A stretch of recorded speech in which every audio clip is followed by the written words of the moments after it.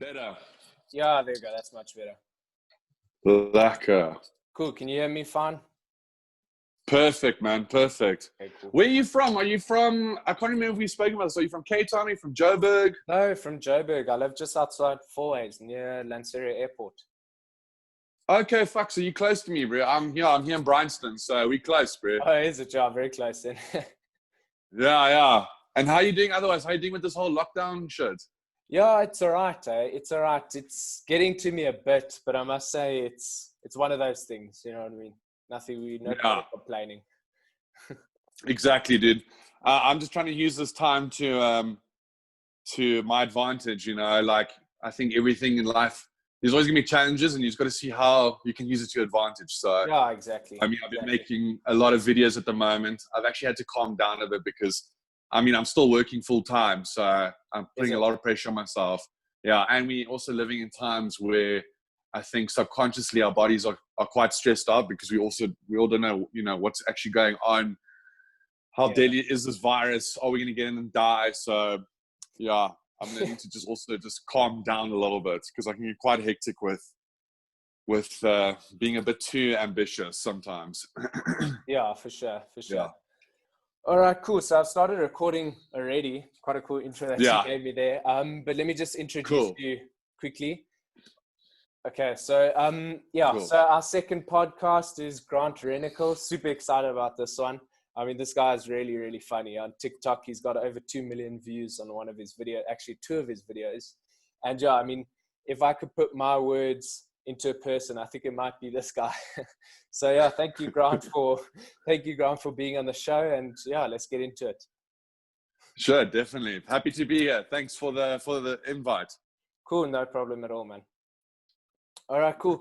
So the first question that I have for you is cleancutskolly is quite a South African name. I mean, Skolly is quite a South African saying. Where did you come up with the name, and like, what's the story behind it? Yeah, so that's actually quite a good question because there actually is quite a story behind it.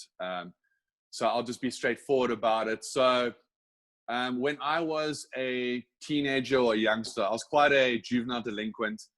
I got up to quite a lot of trouble, illegal activities. I dabbled in a bit of drugs.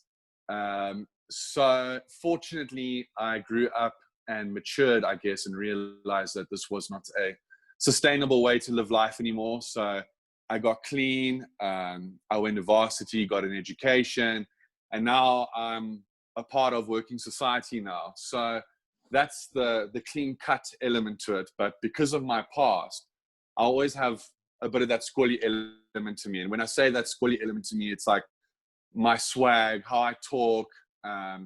You know, in my videos, you can see I'm quite uncensored. I swear a lot. I'm quite vulgar. So, yeah, that's where the skolly elements comes in. So I'm clean cut, straight working guy, but I'm still a skolly at the end of the day. Not a full skolly, not participating in illegal activities anymore, but in my swag and my style, you know, of how I do things. So yeah, for sure. That's an awesome story, man. Jeez, I bet none of the people watching this knew that, but yeah, I mean, that's awesome. Glad to hear that you're out. There'll be more of that in my autobiography one day. Exactly. Hope to see it. Definitely. Okay, so the second question is, how do you come up with your content? Like, it's quite unique. So fortunately, I went to advertising school. I'm a writer by trade, and at ad school we are obviously taught how to formulate ideas, conceptualize ideas. So using what the knowledge I gained in ad school has been very, very valuable in my building my brand as cleancutskolly and coming up with ideas. So, you know, usually sometimes I can go out and just by being out and about in society, I come up with ideas, just seeing what's happening in life. Or literally sometimes I sit with a pen and a pad and I actually sit down and conceptualize ideas based on, you know, human truths, human insights, or things that I've personally experienced. So, but again, literally because I went to ad school, it really helps me a lot with coming up ideas. And yeah, sometimes it can be quick to come up with ideas. Sometimes I sit with a pen and a pad and I'll have to formulate for a few hours before I come up with an idea that I feel is funny enough or good enough to put out there. So yeah. Oh, that's pretty interesting. So yeah, it's quite a process actually, because I mean your content is unique. What South Africans are producing, I mean your content is pretty unique in terms of the South African creators. So I mean that's awesome to see that there actually is some work behind it. You know what I mean? Oh no, definitely, and I definitely owe it to you know, going to ad school, and also I work full time in advertising, and that is my daytime job, is conceptualizing ideas for brands and campaigns. So yeah, it's very vital, and I feel like it does give me a bit of an upper hand compared to other content creators out there. So yeah, thank God I went to ad school. Yeah, so you sort of got that like creativity behind you. Yeah, and a professional, proper way of formulating, conceptualizing ideas, which is great. Oh, pretty interesting. Yeah. All right, cool. So our third question is, how long does each video take you to make from idea to posting? Yeah, so that all varies all the time. Hey, like sometimes I can make a video within 20 minutes, and some days I can make a video which will take me a day or two. So it all mainly depends on the concept and what I'm putting out. For example, when I'm doing the Bad Brad videos, when I'm performing that character that I developed, sometimes I can pick up my phone and literally I won't even write a script for that character. I'll just formulate a script in my head, say it to myself a few times, get into get into character, and then I'll just pick up my phone and bam, I'll slam out the video. And I mean, with takes, that could take about 20 minutes to maybe half an hour, but like between 20 to 30 minutes. Whereas if I'm doing a video, like I'm sure you saw that one video they called Puss Vein. That was my first. I did. Yeah. I did see it. Yeah, that was my first viral video, and that took some time. That took about a day to shoot and maybe a day to write the script. Because also at the end of the day, I do everything myself. I write the script, I formulate the idea myself, I write the script, I act in it, I organize everything. I designed the Puss Vein label. So I literally am a one-man team. I do, however, fortunately have some friends who will help me out last minute. I grab some friends, I'm like, please, can you just like film me and help me shoot this video? Because it can be quite hard to do all of this, and then I've got to put my camera on a tripod and do like 100 takes because I'm not getting the right angles. Yeah, so but fortunately sometimes I do literally grab a friend from work. Shout out to Lorenzo and shout out to my boy Rabs. They've helped me with some of my videos, some of my work colleagues. But yeah, it can vary, just very based on concept and what the idea is. So more conceptual stuff like the Puss Vein one can take about a day or two, whereas a Bad Brad video can take up to just like 20 minutes, half an hour. Yeah.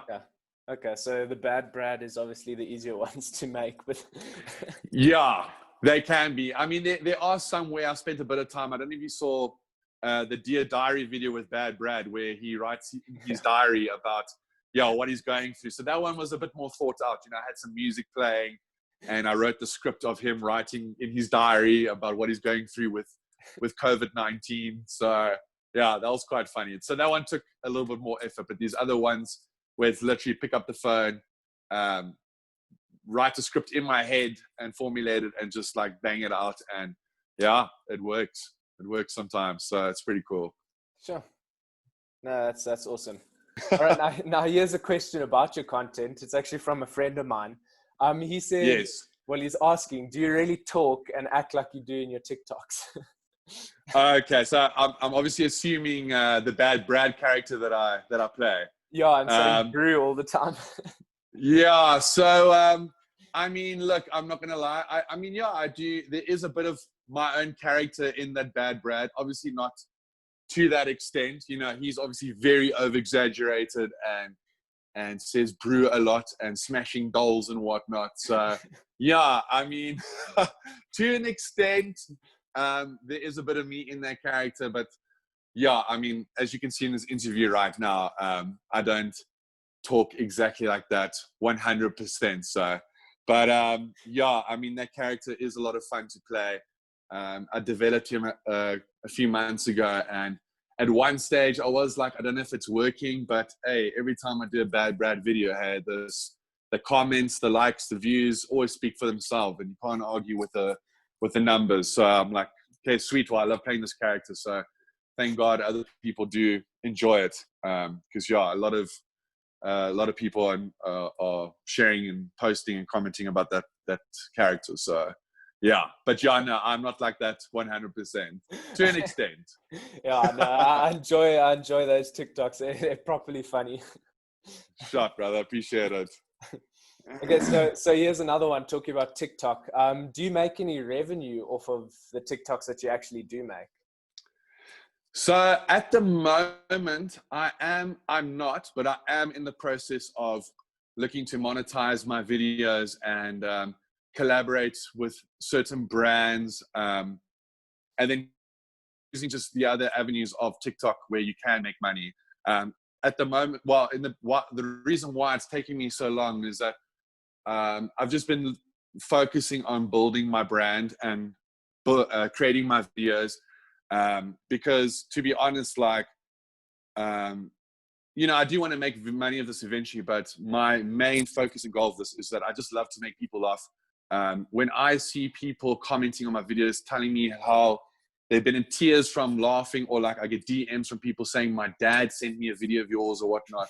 For me, that is priceless. That's worth more than any amount of money, you could give me. If I can do this eventually, the plan is to do this full time and do make a living. But again, if I can create a video for a person who's going through a rough time in life, they're depressed, we've all been through horrible times in our life. I've been through some very dark times in my life. And if I can just take someone away from whatever they're going through, just for a minute or a few seconds, and give them a good laugh, for me, that is my job done. So that's my main driver with cleancutskolly and creating my content. But yeah, it would be great to make a living off this soon. So that's a long-term plan. Yeah. Sure. Yeah, that's interesting that you say that. I mean, it's nice to see someone who's not really chasing money and more just chasing people smiling and making people laugh. You know what I mean? Yeah, totally. And I feel like there are a lot of people who are just doing it to get famous, I think, or what. Like, I mean, yeah, I mean, I guess I am getting a bit well known for what I'm doing now, but that's not my main driver. Like, I don't care about the money. I totally don't give a shit about that. I just love getting those messages from people saying, "Oh my God, that video made me so happy." Like, "Oh, it was such a fucking luck." And, for me, that is priceless.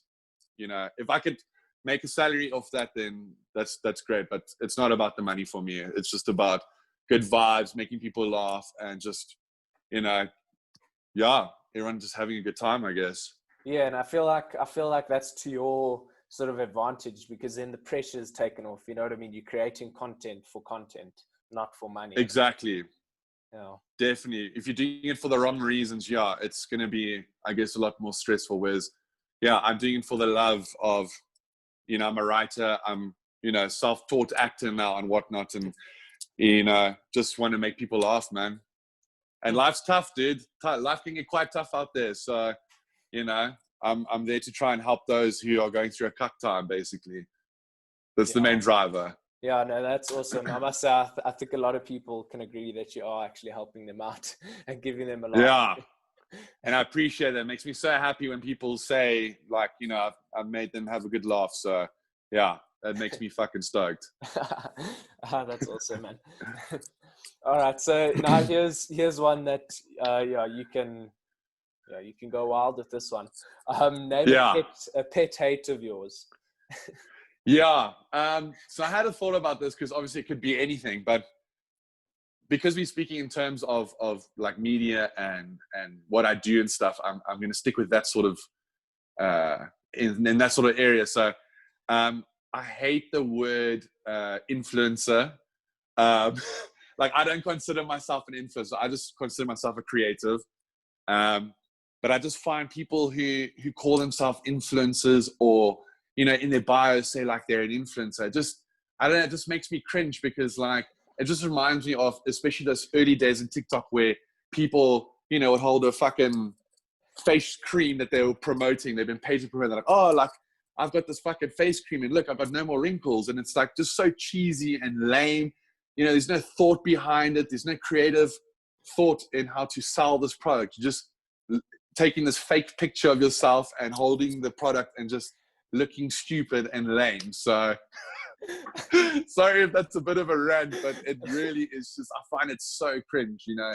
And people who call themselves influencers, I just find them to be so high and mighty and, you know, with their heads so like high up their own asses, you know. It's just like, dude, like, get a life, you know.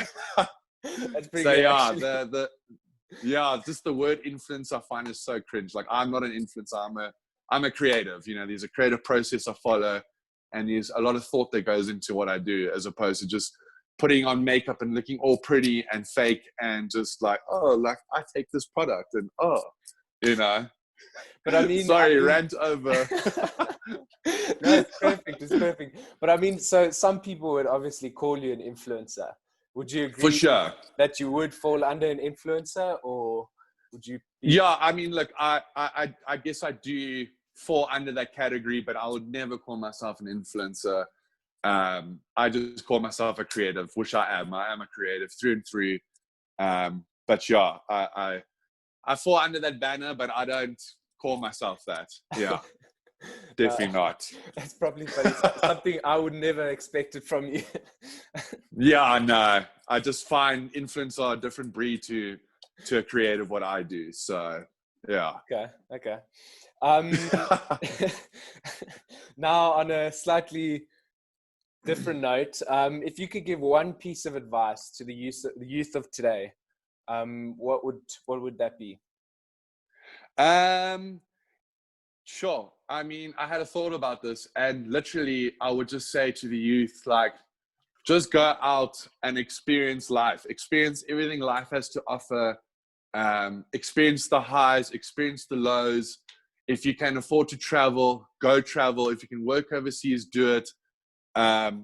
Just experience life. I mean, if you want to be a creative, this is very vital, because a lot of your ideas come from life experiences, you know, and human insights and human truths and whatnot. So if you want to be a content creator or creative, like, you just got to go out and experience life, man. Like, I mean, for example, tomorrow, I've been living in Joburg for 3 years because I'm from Cape Town.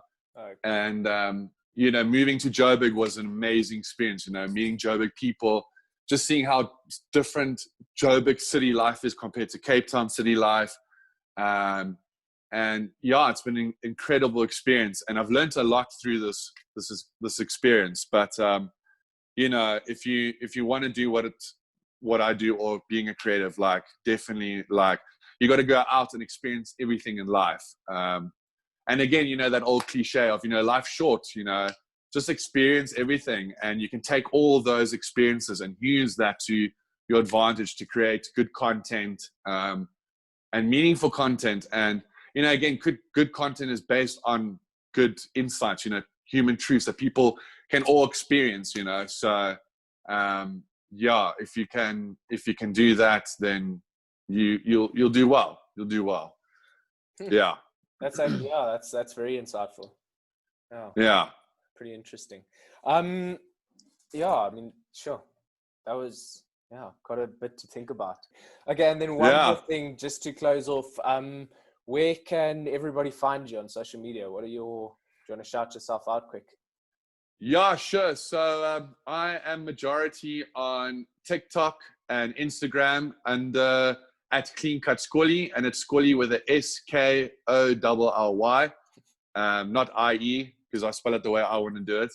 And I am on Facebook as well, but I don't post that much on Facebook because, Facebook's, I guess, really mainly for old people these days. So I'm more on Instagram and TikTok, and eventually a TV show is in the process of being conceptualized for YouTube. So Oaks are out here just fucking hustling, man.